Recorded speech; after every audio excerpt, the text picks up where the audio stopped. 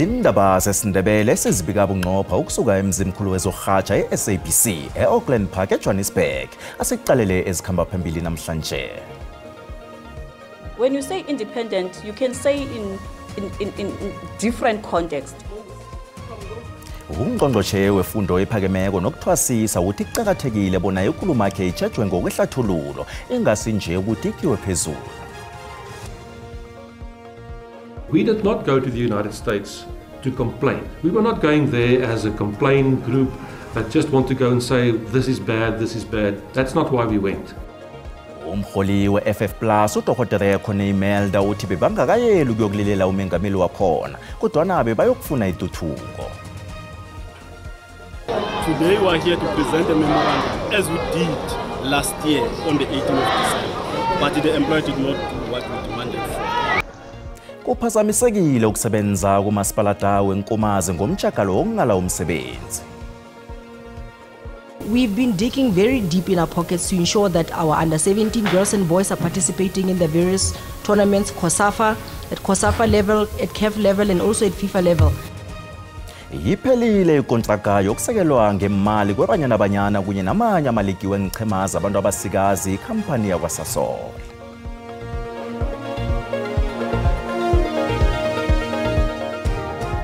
Kwaba kuhle ukuhlanganiswa zindaba godi ku SABC1 ngesiNdebele lotshani.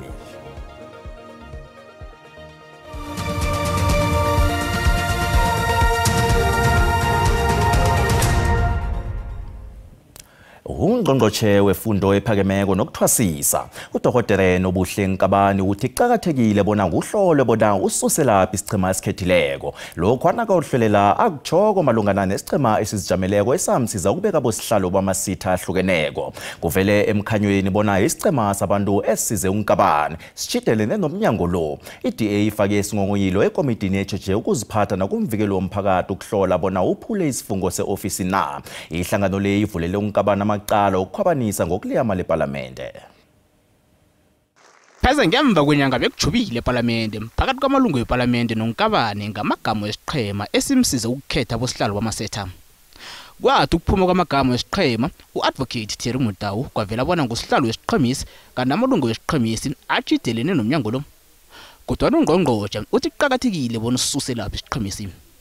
When you say independent, you can say in different contexts. So when I meant independent, I meant they do not have any personal benefits, they do not have any direct interest on the process, and they meet the expectations, and they are experts in their own right, and they are professionals. That's what I meant. iDA ifunge ungavoteli izabelo zemali eParlamente zabongqongqoshe abathinteke ebukhohlakaleni. I'm not presenting a budget for Simelane family, no. I'm presenting a budget which is supposed to serve the people of South Africa. So I'm not sure if it is a wise thing to personalize a budget. Abantu uzosibamba isikhathi sokuphendula iParlamente ngaphambi kokuthi sivalwe namhlanje. Umholi we-FF Plus uDokotela Connie Imelda uthi ikhambo labo lokuya eAmerika lilethe umlayezo wethemba. Umelda usola umengameli uRamaphosa nabasebenzisani bakhe ngokuziphatha ngendlela engakafanele lesikhathi bavakatshele eAmerika ngomhayilo ukuyokulungisa ubudlelwano nohulumende kaTrump. Ihlangano le ikhulume nembikindaba eCampton Park ngemva kwevakatsho labo lamalanga li-10 eliwe eAmerika. Come back with a message of hope. It's a message of hope that South Africa can be turned into the winning country it can be. IFF Plus ikhulume nembikindaba ngemva kwevakatsho labo elibuya eAmerika. Umholi wehlangano le uConnie Imelda uthi abakavakatsheli ilizwe leAmerika okuyokungongoyila kodwana bebayokuzwakalisa labo ihlangothi. uMelda ubekele eAmerika imigomo. With regard to farms, farm murders, black and white, doesn't matter. With regard to workers in the rural areas, there is an insistence, a condition that the United States Trump administration wants the South African government to proclaim that as priority crimes. uMelda urage wathi ivakatsho likaMengameli wekhethwapha uCyril Ramaphosa lokuya eAmerika lenziwe ngaphambi kwesikhathi. Unganye ngelithi izinto bekufanele zenziwe ngendlela ehlukileko ukulungisa ubudlelwano nohulumende kaTrump. Uveze nokuthi ngesikhathi semkhulumiswano evakatshweneli akhange kukhulunywe ngokubulawa kwamabhuru. Before we left, we said to each other we should expect to be asked in the United States about genocide. Interesting enough, we were not asked that question. No way, not once. And I would say it depends on what your definition of genocide would be. Nakusenjalo umholi we-FF Plus uthi usayokuhlangana noRamaphosa ukukhulumisana naye ngekhambo lakhe. Angaphezu kwama-40 amaphandle anganamaphepha okuhlala eSouth Africa abotshelwe ukuhlala emakhiweni ethunjiweko ekabendorobha eJohannesburg nokuzifakela igezi ngongemthetho. Lokhu kuza ngemva kobana iinkhulu zedorobha ebezidoswa phambili imjaphethe kaMeyara uKenny Kunene ziyokuhlola emakhiwo le. Isibalo semakhiwo ethunjiweko nengakalungeli ukuhlala abantu sikhuphuka ukubabazekako edorobheni leJohannesburg. Ngaphandle kubonakala kumakhiwo munye omkhulu. Kodwa ngaphakathi kuhlukaniswe kwaba zinkumbi eziningi zokuhlala. Uthi ungena njengaphakathi uhlangatshezwe liphunge limbi, kuhleleza amanzi phasi asuke eserijini evuzako. Ikulise kufanele ngathana indawo ephephileko yabantwana, kunendambe ezivulekileko ezinande zitlebha umlilo ngenxa yegezi ehlanganiswe ngongemthetho. Umjaphethe kaMeyara weJohannesburg uKenny Kunene uthi idorobheli liduda ngenkwelede ngonobangela wabantu abazihlanganisela igezi ngongemthetho emakhiweni ethunjiweko le. We are declaring war on these illegal buildings. Those that have been hijacked, that have private owners, we want them to come forward. Those that do not have owners, we are going to expropriate as the city. Ukunene ukhombela imithetho eqinileko yokungena elizweneli ukulisana nesibalo esiphezulu samaphandla nganamaphepha edorobheni eli. Gotten illegal immigrants. They have passports, some of them, with the same stamp. The same stamp is on a passport from Tanzania, from Zimbabwe, the same stamp. Uthi amaphandla nganawo amaphepha azokubuyiselwa emazweni wemakhabo begodu kunamahlelo khona wokugiriza umakhiwo lo. We will come back, take out South Africans that are here to an alternative shelter and demolish this quarter camp that is in here. Ukunene uthi basazokuhlola eminye imakhiwo kanti inqhema zobulelesi obuhleliweko zizoqalana nesandla somthetho esiqinileko. Asicale umbono wakho mbukeli ngendaba eqeda kuphela le nakuyalandela.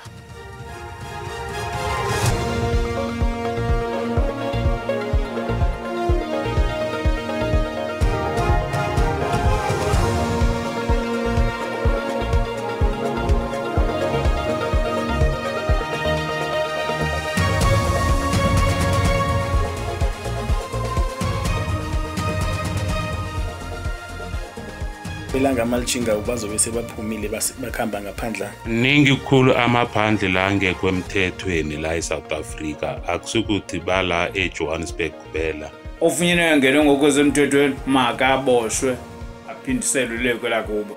Mhlawumbe ukube uhulumeni lapha eNingizimu Afrika ukuyiqaphe kahle lento ongena abantu bokufika ngaphandle kwemvume ngaba kunjena. Bahlezi bebuya labantu lapha. Kodwa nje bona basuswe lapho basiwe ngakubo. Umbuso wekhethu uyagedla, umbuso wekhethu ufeyila thina amaSewula Afrika uthanda abantu bangaphandle. Amajima njengala siyawathoga enarheni yethu. Kese bababopha abantu ababathwenya kukhulu. Vele abantu bekufika labangene ngaloko akafanele kufanele babuyele emaveni abo. So lanke njengakaqine umthetho ngale kumabhoda bayasoloku nje bangena ngobunengi. Okhunya ukuthi amaphandle la indawo ezazithengiselwa abantu bekhethwaba. Umbono ngeumbukeli SABC ayizokuthweswa umlando ukuziphendulela kombono umbukeli. Undunankulu weLimpopo uPhophi Ramathuba uthi ukusalela emva kwemthangalasisekelo esifundeni esirakela phambili nokuliya ukukhula komnotho. Ramathuba uyelelise nabanye abosokontraka ngokuzikhutha nabaphiwa umsebenzi wokwakha indlela nemthangalasisekelo yamanzi. Ubekhuluma esifundweni bandulo sesifunda samanzi ebesikhanjelwe ngurhulumente nabosokontraka ePolokwane. Ngilesi sifundo bandulo thindo efuneka urhabisa ituthuko emphakathini zombelele. Kube nengongoyilo eziveze ngeminye imphakathi lilwa ngokuriyada ekuqedeni imisebenzi. Project yeThahalang yokwakha indlela emakhilomitha ama-32 iletha ithemba emphakathini lo. Kodwa sola ayipheli. Begoda akusiyo yodwa zikhona nezinye solo zingapheli kwesifundeni nesi. I feel embarrassed. I'm not going to face my president until that road is done. So if you are given the responsibility in RAL or whatever in that project, you must know I'm going to that. CEO, I told you the other day, I'm going there. Abosokontraka bakhonjela ukuthi beze nendlela ezitsha zokwenza umsebenzi ngefanelo. Le ingcenye yamahlelo wetuthuko eLimpopo aqale khulu imthangalasisekelo yendlela namanzi. Kodwa nokungakahleleki ngefanelo kumraro ogcina udosele ekudosisane ngezemali hlangana kwamagqwetha abosokontraka nohulumende. With government, the biggest challenge is funding. As you know, Treasury cut a lot of budget because of austerity measures. So that affected infrastructure development as well. When we were given this task last year, August, we started by reviewing every contract that RAL has. And we realized that there are contractors who did not perform, which we terminated without fear or favor. Nakusenjalo usokontraka onikela umsebenzi okwakha umsele wamanzi nendlela eMusina Makaro Special Zone usukela umsebenzi unjalo ngenxa yokudosisana ngezomthetho. Ndunankulu uyavuma bona mbalo urhudula inyawo wenza umphakathi uthwenyeke.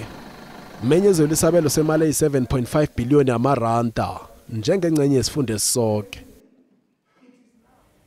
Nasibuya entolo. Sila Eskom after nifikile la. Wasitshela ukuthi asibuyelele kwalagwaleni bathi usifakela khona transform. Nyalo sikhuluma vele sekuyalenga akusena cable akuna next. Ilothele ebusika liphelela phezu kwabo. Solo kwaphuka umtshini osabalalisa igezi ngoNobayeni. Nabafuna isizo ekhampanini ephakela igezi batsho ithi ababuyele lapho babika khona umraro wabo.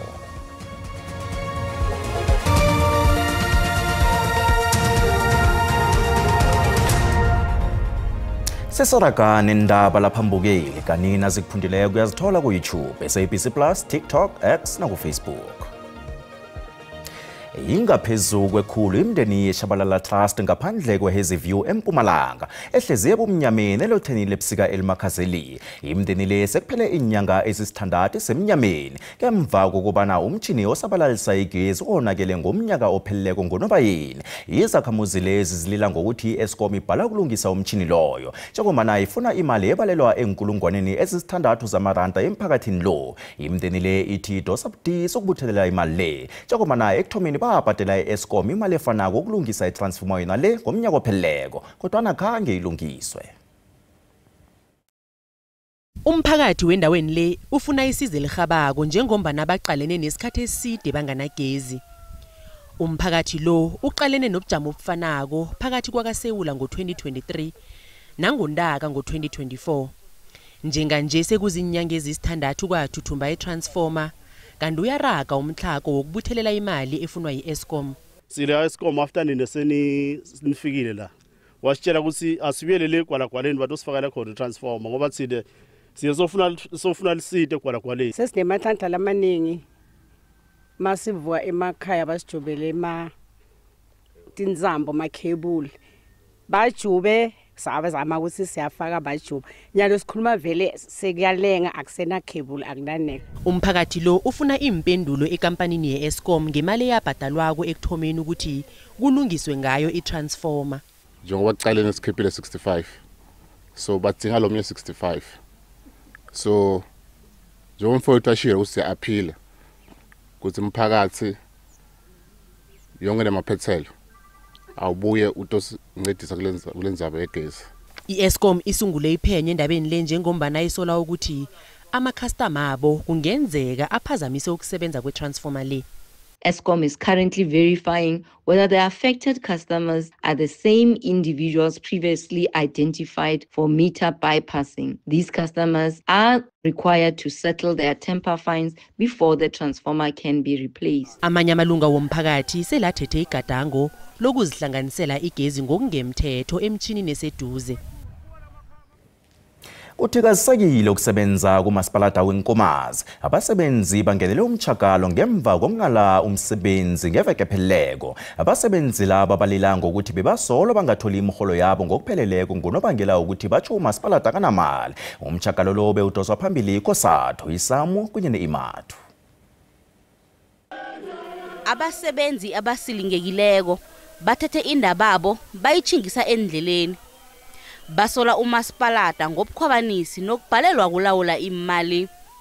Ngenyanga epheleleko kunezinye imali ebangakhenge bazifumane ezifana nemali zokusebenza ama-iri eqileko. Ama-union afaka hlangana isamu kunye ne-imathu asola ubukhwabanisi obenzeka ngaphakathi komasipalata lo ekungibo obugcina bubangela ukungabhadelwa kwabasebenzi. Today we are here to present a memorandum as we did last year on the 18th of December, but the employer did not do what we demanded for. In the debate authority, something has gone wrong. Umasipalata wenkomazi uthi batsho imali lezo zizokubhadelwa ngelesihlanu esiya kuyelo. The employer met with the employees on Monday, the 23rd, to assure them that come the 25th, you will get your basic salary, but not the overtime. And your overtime, you will only get it on the 4th of July as we start a new fiscal year. Umnyango wekhokta esifundeni lesi uthi ubeke isiqhema esizokuphenya insolo zobukhwabanisi umasipalata lo asolwa ngazo. Sifake o-acting municipal manager kuya nge-intervention esibiza ukuthi section 106(1)B lapho baba uNkosi simfake lapha.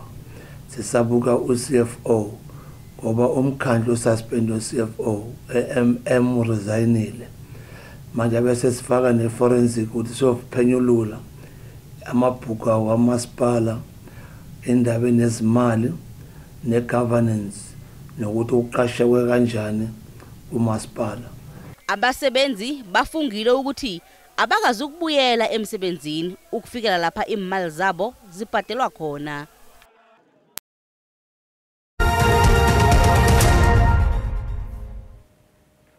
Ezemali iranda lehlile nalinganiswa nezinye imali ezinkulu.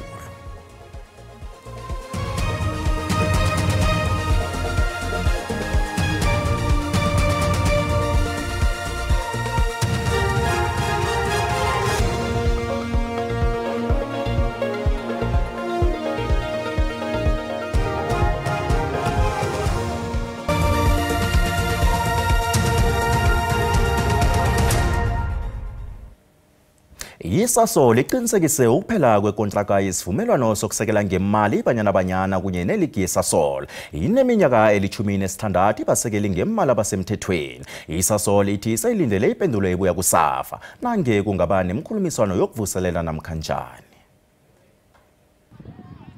Ikampani ekhiqiza amafutha wokuzela newembaseli le seyineminyaka pheze ema-20 iwa ivuka neBanyana kunye neligi yabantu abasikazi ukusukela ngo-2009.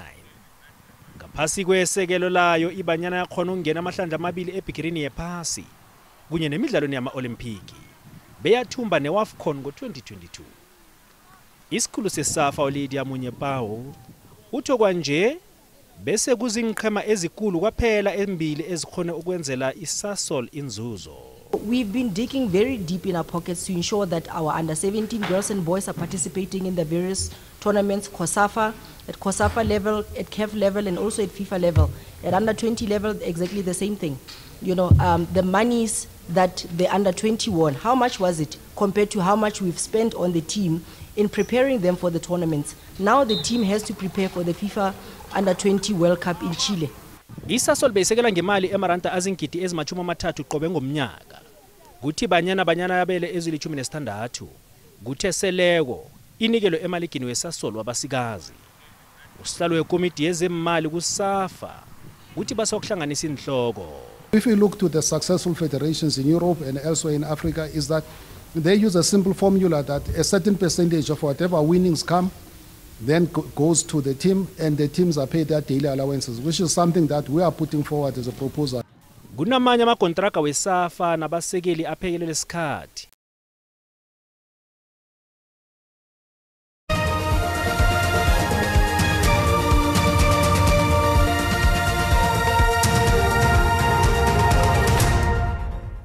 Siyaloshisa ekhaya ngelesithathu napho ubujamo bakho bezulu sibona lapha ke ihlangothi lempumalanga yenaga yeSouth Africa livulile nawuthi uyacala ngalenga bo Bloemfontein livale ngamafu lithi nge-30% mathuba wezulu kusuka lapha ku-Upington urabhule njalo uchinge ngale ngeGqeberha sibona lapha ke umoya omakhaza ophekelele izulu ngale ngeCape Town nge-60% kusasa nawuthi uyacala ke amathuba wezulu lawa azokukhuphuka athi 80% nawuqale lapha endaweni zanga kubo Cape Town nawungenelelako nokho yi-60% lapha sibona sibona ke ikungu abantu baza kutsheja khulu ekseni nabachayelako ke ngapha nge30% izulu esifundeni sangaleke ngehlagwini Kapa ukusuka eBloemfontein ukuchinga eGcebera siyalibona godu ke mathuba wezulu nge60% kanilivale ngamafu ngapha endaweni zabo Gauteng silemukiso ke lesi esisitholileko kunomoya endaweni zangaleke ngeNorthern Cape kuthi ke kusasa umoya lo yake ubuyele khulu lapha ke endaweni zangaleke esifundeni sangeFreystata imjijo iduma kumbi lapha ya endaweni zangale ngePumalanga Kapa izulu likhulu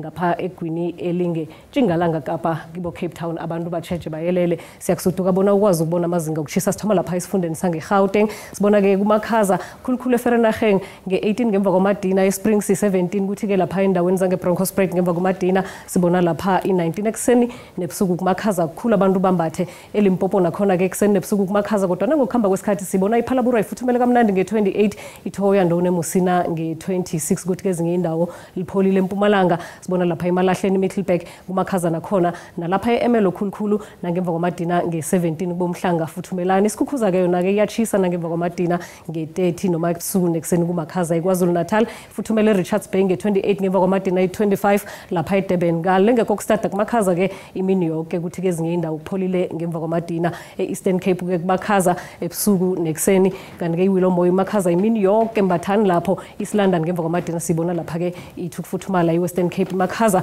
imini yonke ubusuku bonke kumakhaza mbathani nifuthumele sibone nezulu ngegwini lilinengi lapha ke Northern Cape nakhona ke kumakhaza khulukhulu iSutherland ngemva kwamadina i7 siyalapha esifundeni sangeFreystata nakhona kumakhaza ebusuku nekuseni kanti ke ngemva kwamadina iKroonstad neVelkom zibuya nganeno kuyaphola bo20 lapha ke eNorthwest sibona ke ngemva kwamadina kupholile kodwa na ke ebusuku nekuseni njengeSouth Africa yonke kumakhaza sibona negodi ngesikhathi esilandelako Tido